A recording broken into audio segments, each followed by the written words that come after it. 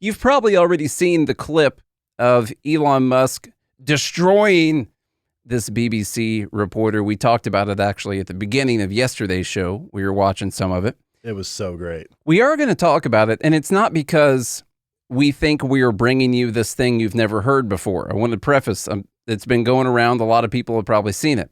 I think there's a very important lesson to be learned in the way that Elon handles. And Nate's going to teach y'all some lessons. These accusations that this guy is making, this rhetoric that he is using about hate speech and what's wrong with Twitter, and Elon just presses him on it. And you see that when you don't allow someone to just make empty, baseless arguments using key terms and hot button words, stuff like that, that it falls apart pretty quickly. And so to me, it's a very important thing to watch. And because it's really what all of us should do if we are encountering that type of thing. Just have to stick to your truth. You have to stick to the truth. There's not enough people to police this stuff, particularly around hate speech in the company. Is that what hate speech are you talking about? I mean, you use Twitter. Right. Do you see a rise in hate speech? I mean, but just a personal anecdote, like what do you? I don't. Personally, for you, I would see I get more of that kind of content, yeah, personally. But I'm not going to talk to the rest of, for the rest of Twitter. So you see more hate speech personally? I would say I would see more hateful content in that. Content you don't like or hateful? What do you mean to describe a hateful thing?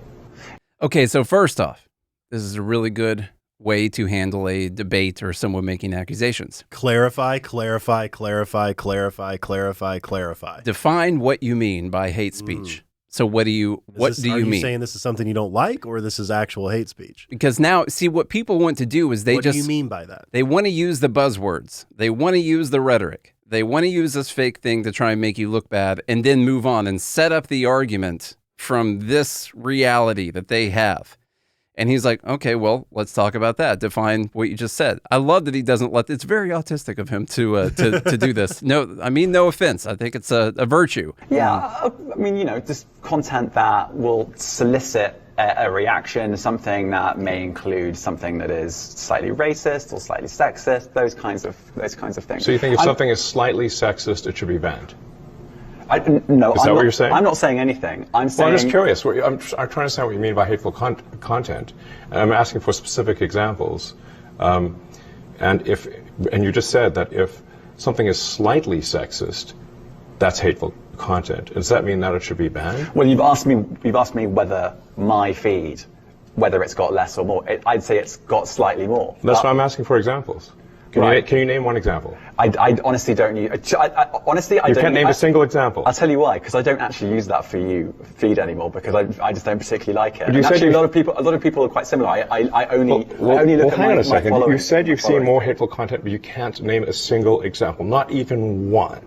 I'm not sure. What Elon does here is he forces them into additional lies. Yeah. I don't even use that page anymore. Yeah, because I don't like all that. Yeah, I don't like all that stuff. It became slightly more hateful, and then I just quit using it. Yeah, it's all a lie. And now lies on top of lies, and that's Elon's backing him into the corner, not by being hateful or mean, but by just clarifying. Yeah, it's beautiful. You said this thing. Can you not? Beautiful. Can you not back it up? Is it wrong of me to ask for you to back up? You said that you saw more hate speech. Tell me an example of what that was. Name one thing. 3 or 4 weeks, and then how did you see the hateful content?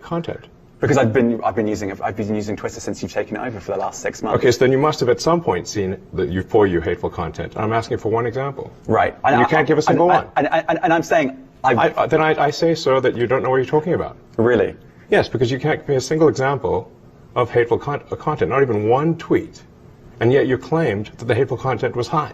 I love how he said, so I must say, sir, almost like he's in Parliament. I feel like he's wearing a tuxedo or something. Or he's debating in Philadelphia for the Constitution. Yeah. Well, then say you, sir. Then you don't know what you're talking about.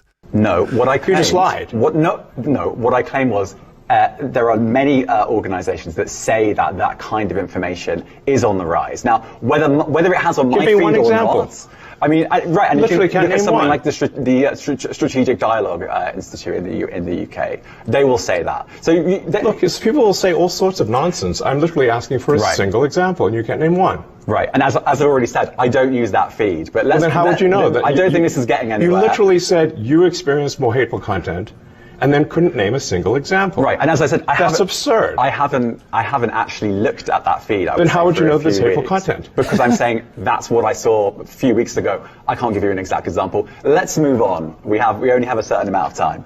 COVID. Of course, let's move on. You Amazing. You changed the COVID misinformation. Has rules. BBC changed its COVID misinformation? The BBC does not set the rules on Twitter, so I'm asking you. No, I'm talking about the BBC's misinformation about COVID. I'm literally asking you about, you changed the labels, the COVID misinformation labels. There used to be a policy, it then disappeared. Why do that? Well, COVID is no longer an issue. Does the BBC hold itself at all responsible for misinformation regarding masking and side effects of vaccinations? And not reporting on that at all? And what about the fact that the BBC was put under pressure by the British government to change its editorial policy? Are you aware of that?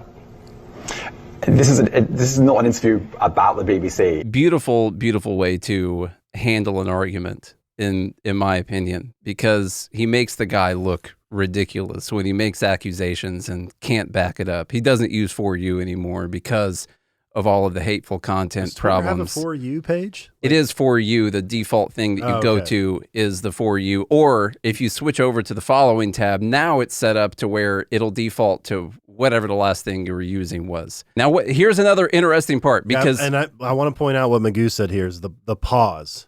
Yeah. So that's very important if you guys read Chris Voss, who was the FBI negotiator. What's the name of that book? I can't think of it right now. I don't remember. I can think of the author, not the book. Anyway, it happens to deal with negotiations. When you ask a question, you pause for the answer. Don't speak until the other person speaks, right? Otherwise, whoever speaks first loses. Later on in the interview, you see Elon doesn't let this go. He brings this up once again, and I love the way that he brings this up because it basically catches the reporter in his earlier lie again, and it either requires that he tells a different story or that he then goes back into the same lying circle that he was in to begin with. So check this part out. This is actually from the BBC's YouTube. And you can see it for yourself on Twitter, even in the For You feed. Right. I mean, in the following Actually, feed. Don't use For You because it sucks. Right. Filled with hate speech, I'm told. That's not what I said. Okay, fine. Well, why don't you use For You? What's wrong with it? Okay. It's so slight. You have to catch it, but it's beautiful. I love it. He says you don't use the For You because it's filled with hate speech. And the reporter says, so that's not what I said. And so Elon, instead of saying, no, just earlier you just said that, he says, oh, well, why don't you use the For You? What's wrong with it? Yeah. So either the reporter has to say, well, I saw this terrible speech and decided to go to following, or he has to make up an entirely new reason that he's not using the For You page anymore. It's really, really good. I loved it.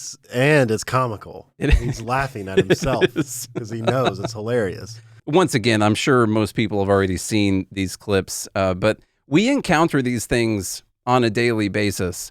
For instance, we did this with the whole dust up here in Tennessee, where we were not following through with our democracy. We were losing democracy because these two members were expelled from the House. They weren't allowed to speak, which means we're trying to stop democracy and stop their voices. Well, there's a certain allotted amount of time that people have to speak. We've all watched congressional hearings before, how this whole thing works. There are specific amounts of time, and then when someone else has the floor, you can't, in fact, grab a bullhorn and bring in a bunch of people and just interrupt them and take over the floor of the House. And so Because that's what's actually anti-democratic. When someone says this way. is an attack on our democracy and you won't let them speak, and you say, okay, well, then what do you mean? Like, we shouldn't have a lot of the amounts of times that people can speak and debate about issues? Okay, well, we can talk about changes. So what do you mean? Like, when you disagree with something, you should be able to just grab a bullhorn, and you and your friends and a whole bunch of other supporters just go in there and take over the floor of the House and prevent any more of the business from going through in the House. Is that what you're saying, that that's what we should do? We pretty much made that argument when we were talking about Kamala Harris's speech when she came down here to Tennessee. That's the way that you handle these things. If you're ever actually talking to someone, you get them to clarify, and you get them to actually argue for the position that they're just saying things that sound good. You know, that's all they're doing. They're making sound bites for Twitter and TikTok and the news and stuff like that. But then if you ask them to actually back those things up, they can't do it.